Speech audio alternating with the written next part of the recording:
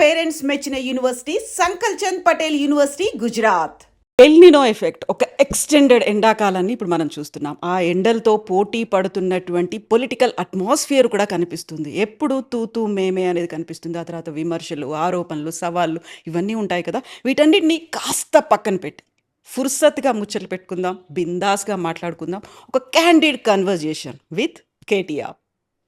Hello అన్న, నమస్తే, ఎట్లున్నారు? హాయ్ కవిత, బాగున్నానమ్మా, మీరు బాగున్నారా? I'm good. So 20 years of political journey. ఇందాక తూతూ మేమే అంటుంటే మేము తూ తూ అని తిట్టుకుంటున్నాం, నాకు అర్థం కాలేదు. నో. యూజువల్గా మీకు ఇప్పుడు 20 yearsలో బాగా ఎక్స్పీరియన్స్ చేసింది ఏంటి అంటే, వాళ్ళు ఎవరో ఏం మాట్లాడతారో ముందుగా మనం యాంటిసిపేట్ చేసుకొని దాన్ని మించి మాట్లాడాలి అనేది ఒకటి ఉంటుంది. ఆర్ఎల్స్ ఇమ్మీడియట్గా ఇట్లా ఫ్రాక్షన్ ఆఫ్ సెకండ్స్లో కౌంటర్లు, సవాళ్ళు ఇట్లాంటివన్నీ ఉంటాయి. అదేం లేదమ్మా, నేను అసలు అవతల వాళ్ళు ఏం మాట్లాడుతున్నారు అనేది కూడా నేను యాక్చువల్గా చూడను, పట్టించుకోను. ఎందుకంటే నా పార్టీకి నేను మా పార్టీ తరపున, మా నాయకుడి తరపున ఒక స్పోక్స్ పర్సన్గా, ఒక కార్యకర్తగా నేనేం చెప్పాలనుకున్నానో నేను చెప్తాను తప్ప అవతల వాళ్ళు మమ్మల్ని ఏమంటున్నారు అన్న దాని మీద నేను అంత పెద్ద దృష్టి అయితే పెట్టను. ఎస్పెషలీ లాస్ట్ 2.5 yearsలో అయితే నేను పేపర్లు చదవడం మానేశాను, తర్వాత టీవీ చూడడం కంప్లీట్గా మానేశాను. సో దాని గురించి అసలు ఆలోచించట్లేదు. ఓకే, బట్ ఇంటర్వ్యూ ఇచ్చినందుకు thank you so much. Interview కేవలం కవిత కోసం, not because of anything else. మీరు ఒక సిస్టర్గా మీ మీద నాకున్న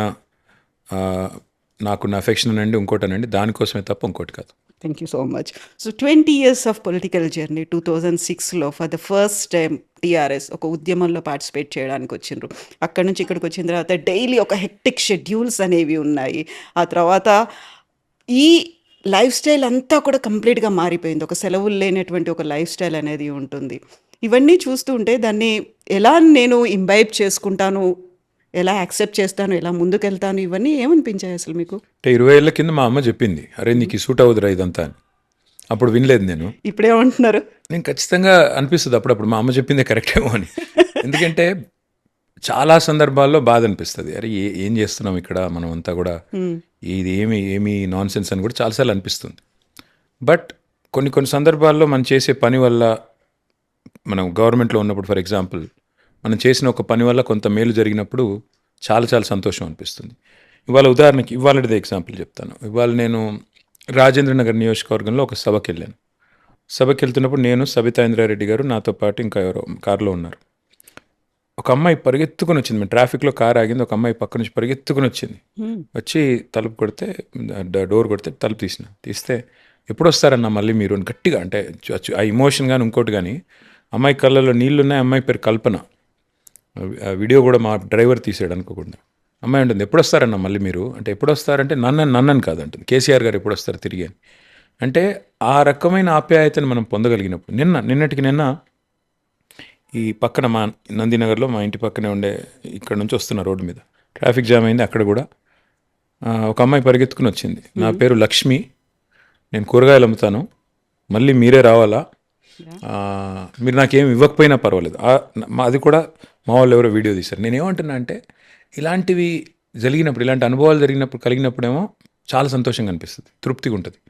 మొన్న ఒక అబ్బాయి సడన్గా నాకు మెసేజ్ చేసినాడు, సార్ నేను టీ హబ్ వల్ల లాభం పొందాను, ఇప్పుడు నేను ఫోర్బ్స్ 30 under 30 అంటే 30 years కంటే తక్కువ ఉన్న దాంట్లో నేను అత్యంత ప్రభావవంతమైన వ్యక్తుల పేరులో నా పేరు వచ్చింది, మీకు వచ్చి థ్యాంక్స్ చెప్పాలి అన్నాడు. రమ్మన్నాను. వాళ్ళ నాన్నగారిని తీసుకొని వచ్చినాడు. వాళ్ళ నాన్నగారు పాపం చాలా అమాయకంగా ఉన్నాడు. ఏం చేస్తుంటారు మీరు అన్న? వాళ్ళ నాన్నగారు ఒక వెల్డర్, ఒక కూలీగా పనిచేసేటోడు. వాళ్ళ కొడుకు 27 ఏళ్ళు 2022లో స్టార్టప్ పెట్టాడు. 4 ఏళ్లలో he's become one of the most influential people according to Forbes. 30 under 30లో ఉన్నాడు. So when he was thanking me, ఎంత సంతోషం అనిపించిందంటే, ఓహో మనం చేసిన ఒక ఎప్పుడో చిన్న ప్రయత్నం, ఒక పిల్లోడికి లాభం జరిగింది. వాళ్ళ ఆ తండ్రిని అడిగాను నేను, మీ కొడుకు చెప్తుంది ఏమన్నా మీకు అర్థమవుతుందా అని. నాకు అర్థం కాలేదు అన్నాడు. కానీ నా కొడుకు మీలాంటి వాళ్ళతో కూర్చుని మాట్లాడుతున్నాడంటేనే నాకు సంతోషంగా ఉంది అన్నాడు. ఏదో సాధించిండు అనేది మాత్రం అర్థమవుతుంది. అంటే అట్లా, సో ఇట్లాంటి అనుభవాలు కలిగినప్పుడు ఏమనిపిస్తుంది అంటే, ఇట్స్ ఆల్ వర్త్ ఇట్ అనిపిస్తుంది. బట్ అన్నిటికన్నా మించి మీకు గుర్తుండాలి కవిత, మీరే ఇంటర్వ్యూ చేశారు, అప్పుడు మీరు టీవీ 9లో ఉండే, కేసీఆర్ గారు ఇంటర్వ్యూ చేశారు. మీరు తెలంగాణ వచ్చిన తర్వాత ఇదే ఇంట్లో ఆ పైన రూమ్లో మీరు ఇంటర్వ్యూ చేసినారు కేసీఆర్ గారు, కన్నీళ్ళు పెట్టుకున్నాడు ఆయన. ఎగ్జాక్ట్లీ. అసలు తెలంగాణ సాధించిన దాని ముందు మిగతా అన్ని బలాదూర్, ఇంకా మిగతా ఇది ఏమైనా ఎనీ సార్ట్ ఆఫ్ అచీవ్మెంట్. నేను మంత్రి అయ్యాను, 10 ఏళ్ళు మంత్రిగా ఉన్నాను, ఇవాళ ఎమ్మెల్యేగా ఉన్నాను, మా పోరాటం అట్లాగే కొనసాగుతుంది. కానీ ఆ ఫీలింగ్ పబ్లిక్ లైఫ్లోకి వచ్చిన తర్వాత ఏం సాధించావు నువ్వు, ఎప్పుడో ఒకప్పుడు రిటైర్ అవుతాం కదా, అయిన తర్వాత నా కొడుకో లేకపోతే ఫ్యూచర్లో ఎవరైనా అడిగారు ఇంకేం సాధించావు నువ్వు, తెలంగాణ సాధనలో నాది కూడా ఉడతా భక్తిగా ఒక రేణువంత, ఇసుక రేణువంత పాత్ర నాది కూడా ఉంది అని చెప్పుకోవడానికి గర్వపడతాను. అంతకంటే ఏం కావాలి ఈ లైఫ్కి. కాకపోతే అమెరికాలో మీరు చేసినటువంటి ఉద్యోగం కావచ్చు, మంచి శాలరీ, ఎవరైతే ఒక కల కంటారో అట్లాంటి ఒక లైఫ్‌ను వదిలిపెట్టి ఫర్ ద ఫస్ట్ టైమ్ ఇక్కడికి ల్యాండ్ అయినప్పుడు కేసీఆర్ కొడుకుగా మిమ్మల్ని చూసారు. ఒక రాజకీయ అరంగేట్రం చేస్తున్నప్పుడు అప్పటికే ఒక కాకలు తీరినటువంటి నేతలు ఉన్నారు. తలలు పండినటువంటి చాలామంది సూపర్ సీనియర్‌లందరూ ఉన్నారు. వాళ్ళ ముందు కేసీఆర్ కొడుకు కేటీఆర్ అనేది మాత్రమే ఉంది. సో మిమ్మల్ని మీరు నిరూపించుకోవాలి. ఇక్కడ ఉన్నటువంటి చుట్టూ ఏవైతే పరిస్థితులు ఉన్నాయో వాటన్నిటిని అర్థం చేసుకొని ముందుకు వెళ్ళాలి. కొన్ని హికప్స్ అనేవి ఉంటాయి. వీటన్నిటిని ట్యాకిల్ చేసుకుంటూ ముందుకు ఎట్లా వెళ్ళారు? దానికి అప్పుడు మీరు ఏం చేశారు అసలు? ఏమీ లేదు మా. In fact today's father's day, I have to acknowledge my father. KCR గారి కొడుకుగా నేను పుట్టకపోయి ఉంటే ఇదేది ఇప్పుడు నేను మీతో కూర్చొని మాట్లాడే అవకాశమే లేదు. కేసీఆర్ గారి కొడుకుని కాకపోతే నాకు ఈ పాత్ర లేదు, నాకు ఇంత ఇవాళ ఇంత వచ్చిన పేరు కానీ ఇంకోటి కానీ ఏది నాకు ఈ అవకాశం వచ్చేది కాదు. సో వాస్తవాలే. మనం మన పరిధి మించి మన శక్తికి మించి ఊహించుకుంటే కష్టం. నేను అనేదల్లా అల్టిమేట్గా కేసీఆర్ గారి కడుపున పుట్టడం నా అదృష్టం. ఆయన ఒక గొప్ప ఉద్యమ నాయకుడు. ఎంతోమంది కార్యకర్తల మాదిరిగానే నాకు కూడా అవకాశం వచ్చింది. బట్ సహజంగా నాకున్న ప్రత్యేకత ఏంటంటే నేను ఆయన కడుపున పుట్టడం. దానివల్ల ఏమైంది, ఆటోమేటిక్గా మీడియా గుర్తింపు కానీ ఇంకోటి కానీ వచ్చింది.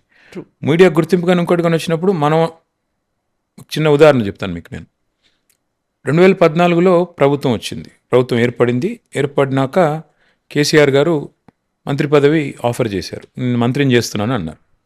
అంటే నేను ముందుకు సంకోచించిన కొద్దిగా. నాకేమనిపించిందంటే నా వల్ల ఇంత పెద్ద మనిషి బద్నాం అవుతారు, ఆయనకి ఎందుకు బద్నాము, మళ్ళీ కొడుకుని క్యాబినెట్లో పెట్టుకున్నాడు అని అంటారు సార్, ఎందుకు సార్ వద్దులేండి, మీరుంటే చాలు కదా, మీరుంటే నాకు నా కాన్స్టిట్యున్సీకి సంబంధించి ఏ పని అన్నా అవుతుంది కదా, నాకు ఎందుకులేండి అన్న. అంటే ఆయన అన్న మాట ఏంటంటే ఈరోజు కాదు, ఇంకో 20 ఏళ్ల తర్వాత నీకు నేను మంత్రి పదవి ఆఫర్ చేసినా కొడుకు ఇచ్చాడని అంటారు. నీకు ఒకవేళ సమర్థత ఉంటే, నీ కేపబిలిటీ ఉంటే ప్రూవ్ చేసుకుంటే స్టేట్ కోసం మంచి పని చేసిన వాడు అవుతావు. ఒకవేళ ప్రూవ్ చేసుకోకపోతే ప్రజలే తిరస్కరిస్తారు, పక్కన పెడతారు. కాబట్టి నువ్వు నా కొడుకు అనడం క్వాలిఫికేషన్ కాకూడదు, అదొకటే క్వాలిఫికేషన్ కాకూడదు. బట్ నువ్వు నా కొడుకు అనడమే అబ్స్ట్రక్షన్ కూడా కాకూడదు నీ గ్రోత్కి.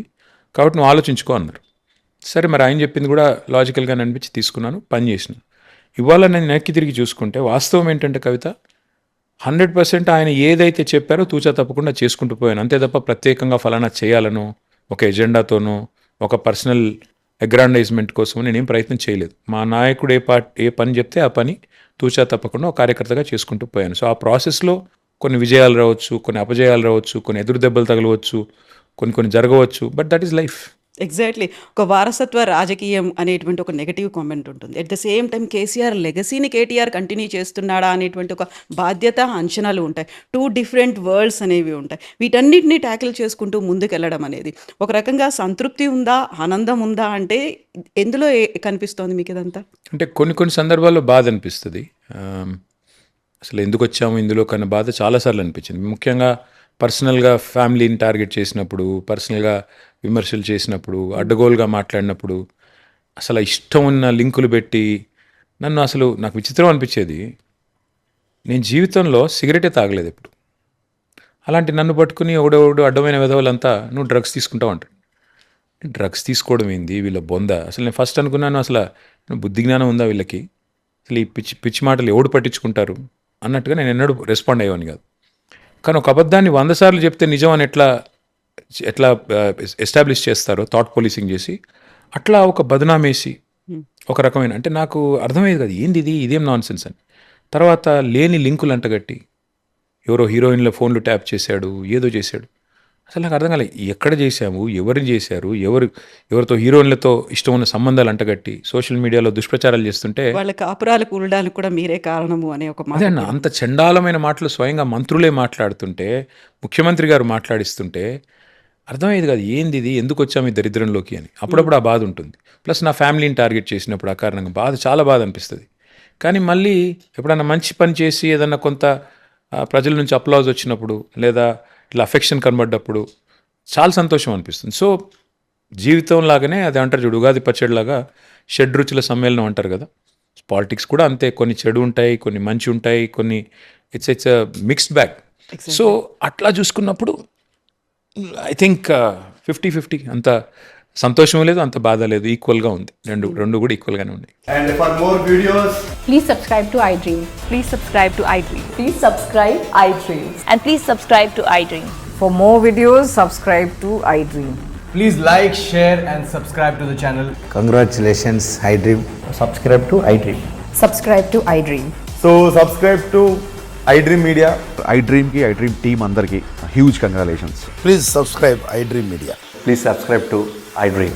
Subscribe iDream. Please subscribe to iDream. iDream అంటే నా కళల ఛానల్ను సబ్స్క్రైబ్ చేసుకున్న నోరు తిరుగుతలేదు, మీరైతే గంట గుర్తు కొట్టండి. For more such videos, please subscribe to iDream. Subscribe to iDream. Please subscribe to iDream. Please subscribe iDream Media. Please do subscribe to iDream. Please subscribe to iDream Media. For best entertainment and information, please subscribe iDream. And don't forget to subscribe to iDream.